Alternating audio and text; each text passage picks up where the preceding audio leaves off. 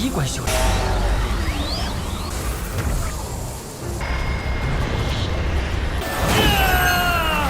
抓紧汤水！帮帮我！真不知好歹，冷却清净，如一般。 Halo guys, balik lagi bersama Mimin from Zero. Di video kali ini Mimin bakalan kembali melanjutkan alur cerita Donghua berjudul Ancient Lords atau Yishi Zizun episode ke-15 ya. Seperti biasa, sebelum masuk ke rekap ceritanya, buat kalian yang menonton video ini tapi belum subscribe, tolong di subscribe dulu ya guys. Dan jangan lupa nyalain lonceng biar gak ketinggalan update terbaru dari channel From Zero. Playlist untuk Donghua ini juga udah tersedia bagi kalian-kalian yang baru aja bergabung dan belum nonton episode sebelumnya ya. Ya udah deh, gak usah berlama-lama lagi, langsung saja kita ke rekap ceritanya guys.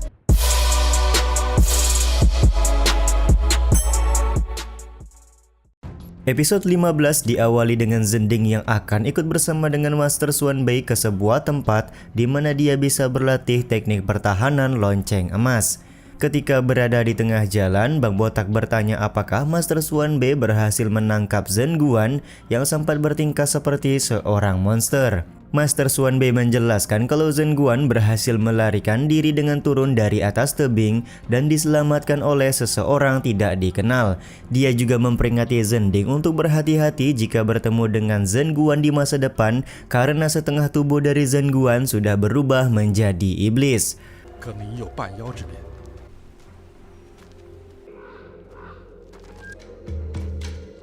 Beberapa saat kemudian, Bang Botak melewati sebuah jalan di antara dua tebing, yang mana di jalan tersebut ada sebuah aura jahat yang kembali menyerang Bang Botak. Aura jahat tersebut sama persis seperti aura yang ada di dalam pintu rahasia.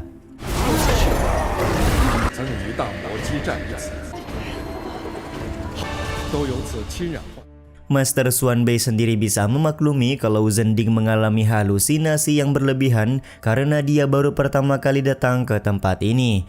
Ketika Zhending nanti sudah terbiasa, maka tidak akan mengalami gangguan lagi. Bang Botak sendiri mulai memikirkan hubungan antara tempat yang dia datangi sekarang dengan pintu rahasia di dalam tebing karena kedua tempat ini memiliki aura yang sama.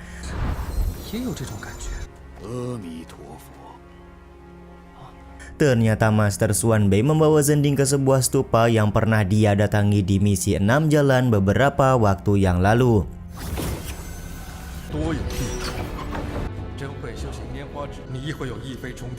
Master Xuanbei juga menjelaskan kalau stupa sangat cocok untuk berlatih pertahanan lonceng emas karena energi spiritual yang mengalir di tempat ini begitu kuat. Setelah masuk ke dalam stupa, ternyata lokasi latihan Zhending berada tepat di depan tempat penyegelan dua binatang monster api dan es. Energi spiritual kedua binatang monster tersebut yang nantinya akan membantu Zhending dalam berlatih teknik pertahanan lonceng emas. Pada akhirnya Bang Botak pun mulai berlatih. Terlihat dia sedikit kesulitan di mana energi spiritual api dan es yang ditimbulkan oleh kedua binatang monster ternyata cukuplah kuat.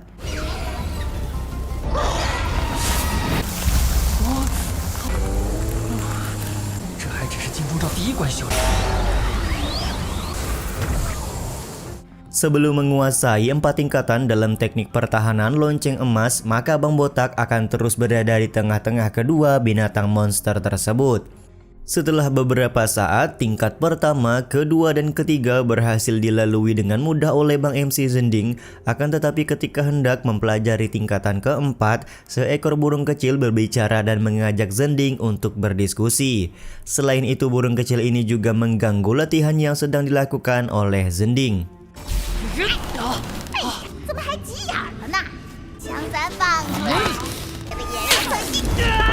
Pada hari ini, Zhending gagal untuk mencapai tingkatan keempat dari teknik pertahanan lonceng emas karena gangguan dari burung kecil.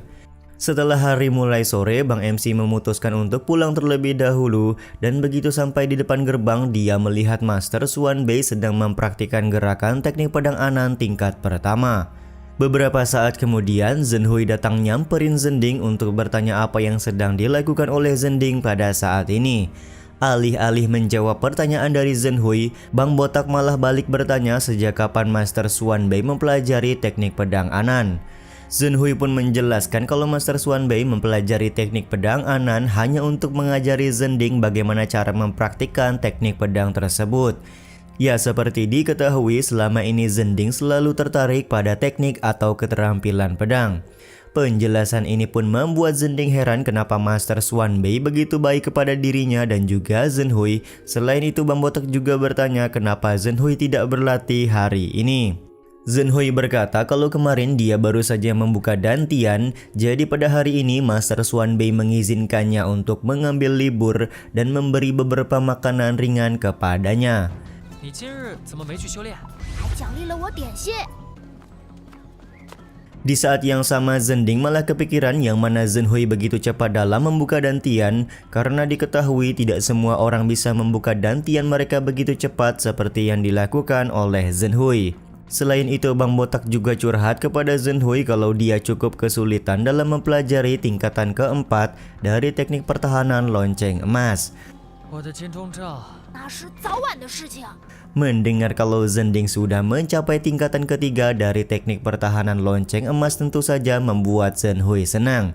Dia juga berucap hanya masalah waktu saja hingga Zhending bisa mencapai tingkatan keempat. Selain itu, Zhenhui juga memberikan nasihat dalam berlatih tidak boleh terburu-buru dan tidak boleh mempunyai pikiran yang akan mengganggu latihan. Zhenhui bisa berbicara seperti ini karena dia sudah mendapat pencerahan dari Master Xuanbei ketika sedang belajar keterampilan jari lentik bunga. Dengan kepolosannya, Zhenhui juga memberikan roti sisa pemberian dari Master Xuanbei kepada Zhending dan meminta Bang Botak untuk segera beristirahat agar bisa maksimal latihan besok pagi. 师兄一定可以突破。 Singkat cerita, keesokan harinya ketika Zhenhui masih tidur, Zhending sudah bersiap untuk pergi latihan.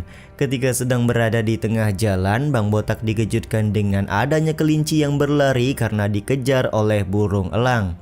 Kelinci tersebut memang terus-terusan kabur dari kejaran burung elang, akan tetapi ketika sudah berada di samping jurang, kelinci ini melakukan gerakan tidak terduga dengan menendang burung elang yang sedari tadi mengejarnya.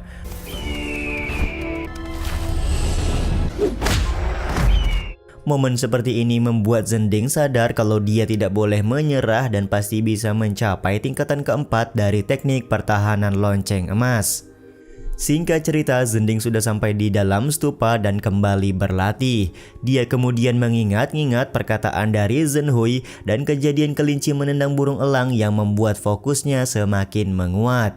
Pada saat Zhending sudah fokus ketika berlatih, burung kecil kembali melakukan gangguan dan meminta Zhending untuk berhenti latihan karena latihan ini akan sia-sia. Tapi kali ini sedikit berbeda, di mana Bang MC Botak masih tetap fokus dan berhasil menyelesaikan tingkatan keempat dari teknik pertahanan lonceng emas. 抓紧汤水！真不知好歹，断却清净，如一本。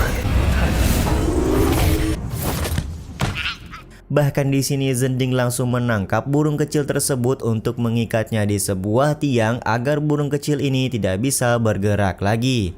等不等金狼随侠？ 第四关练成了。 Ternyata Zhending berhasil mencapai tingkatan keempat dari teknik pertahanan lonceng emas dikarenakan adanya bantuan dari teknik pedang Anan yang dia pelajari. Bang MC Botak juga tidak menyangka kalau teknik pedang Anan tidak hanya digunakan untuk membunuh saja, melainkan membantunya dalam berkultivasi.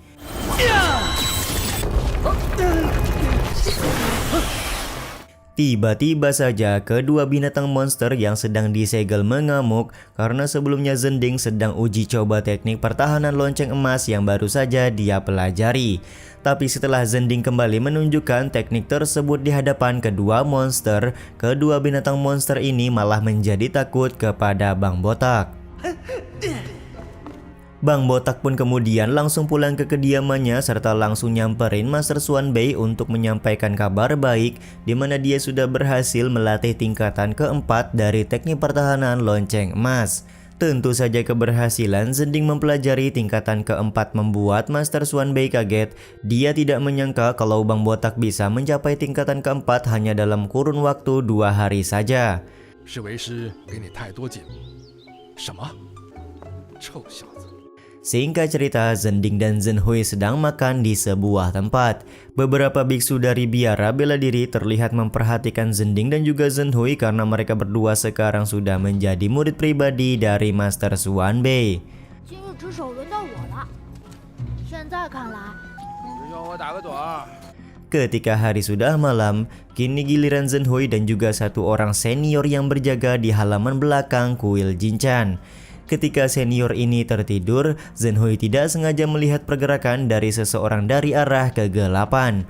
Bocil ini tanpa rasa takut langsung mengikuti pergerakan orang misterius tersebut.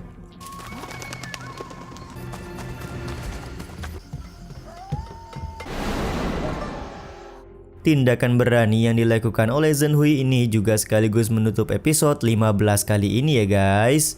Ya udah deh, sampai di sini dulu aja video kali ini. Mohon maaf jika masih banyak kekurangan dan kesalahan dalam penyampaian kata-kata ya. Terima kasih untuk kalian yang udah pada nonton dan jangan lupa subscribe serta nyalain loncengnya ya guys. Mimin selaku penulis narasi, tukang voice over dan tukang edit video pamit undur diri. Salam hangat, see you in the next video. Bye bye guys, see you next week.